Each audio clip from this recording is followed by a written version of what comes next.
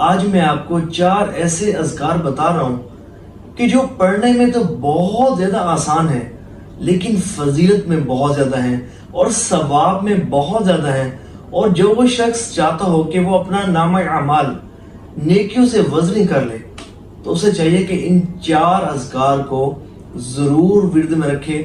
اللہ نے چاہا بہت زیادہ ثواب پائے گا۔ سب سے پہلا ذکر ہے لا الہ الا اللہ وحدہ لا شریک لہ لہ الملک ولہ الحمد وہو علی کل شیء قدیر۔ اس کو جو شخص 200 مرتبہ پڑھے گا نا تو حدیث شریف میں آتا ہے کہ اس کے مقام کو نہ کوئی پہلے والا پا سکے نہ ہی کوئی بعد والا پا سکے گا، سوائے اس کے کہ جو اس کے برابر عمل کرے۔ تصور کریں کتنا بڑا عمل ہے کہ اس کے مقام کو نہ کوئی پہلے والا پا سکے نہ کوئی بعد والا پا سکے گا، لیکن جو اس سے زیادہ پڑھے یعنی کہ 200 کی تعداد سے زیادہ پڑھے تو یہ نامہ اعمال کو نیکیوں سے وزنی کرنے والا بہترین عمل ہے۔ اور اس کے ساتھ اگر کوئی شخص بازار میں جائے اور یوں پڑھے لا الہ الا اللہ وحدہ لا شریک لہ لہ الملک ولہ الحمد یحیی ویمیت وہو علی کل شیء قدیر، تو حضور صلی اللہ علیہ وآلہ وسلم نے فرمایا کہ 10 لاکھ نیکیاں اس کو پڑھنے والے کے نامہ اعمال میں لکھی جاتی ہیں، 10 لاکھ گناہ اس کے مٹائے جاتے ہیں، اور جنت میں اس کے لیے ایک گھر بنایا جاتا ہے۔ سبحان اللہ، 10 لاکھ نیکیاں، 10 لاکھ گناہوں کی مغفرت اور جنت میں گھر۔ سبحان اللہ، کتنا بڑا عمل ہے یہ۔ تو بازار جب بھی جائے نا تو ان کلمات کو ضرور پڑھا کریں، بلکہ صحابہ کرام علیہم رضوان جب بازار جاتے نا، بالخصوص بازار جاتے ان کلمات کو پڑھنے کے لیے، ان کلمات کی برکتیں حاصل کرنے کے لیے، اپنے نامہ اعمال کو وزنی کرنے کے لیے۔ دوسرا جو ذکر ہے وہ ہے 33 مرتبہ سبحان اللہ، 33 مرتبہ الحمدللہ، اور 33 مرتبہ اللہ اکبر، اور 1 مرتبہ عدد پورا کرنے کے لیے لا الہ الا اللہ وحدہ لا شریک لہ لہ الملک ولہ الحمد وہو علی کل شیء قدیر۔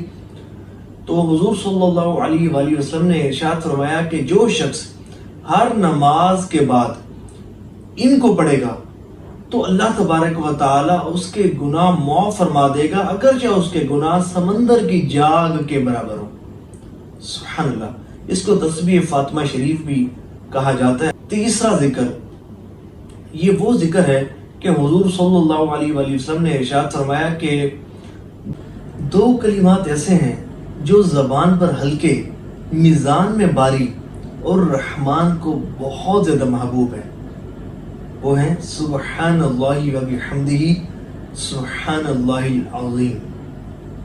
حضرت ابو ذر رضی اللہ تعالیٰ عنہ فرماتے ہیں کہ میں نے حضور صلی اللہ علیہ وآلہ وسلم کی خدمت میں عرض کیا، یا رسول اللہ صلی اللہ علیہ وآلہ وسلم، یہ ارشاد فرمائیے کہ اللہ تبارک و تعالیٰ کو کون سی کلمات زیادہ پسند ہے؟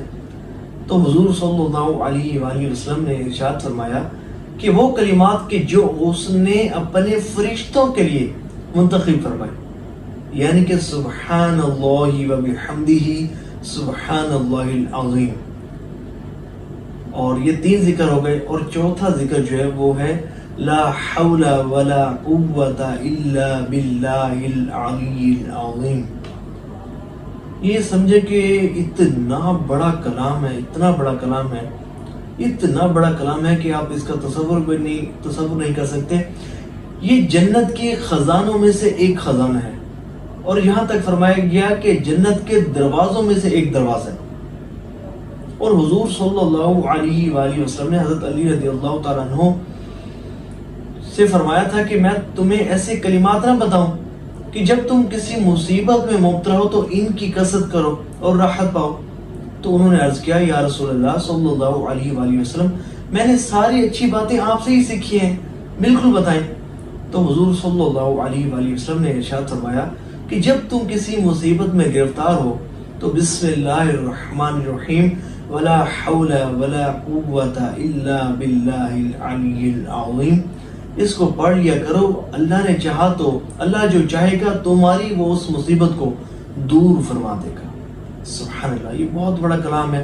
یہ 4 اوراد و وظائف ایسے ہیں کہ کہ جو بندے کو اپنے اذکار میں اپنے اوراد و وظائف میں ضرور رکھنے چاہیے، بھلے 10 مرتبہ پڑھیں لیکن پڑھیں روزانہ، کہ اللہ کریم جو سنا اس پر عمل کرنے کی توفیق عطا فرمائے۔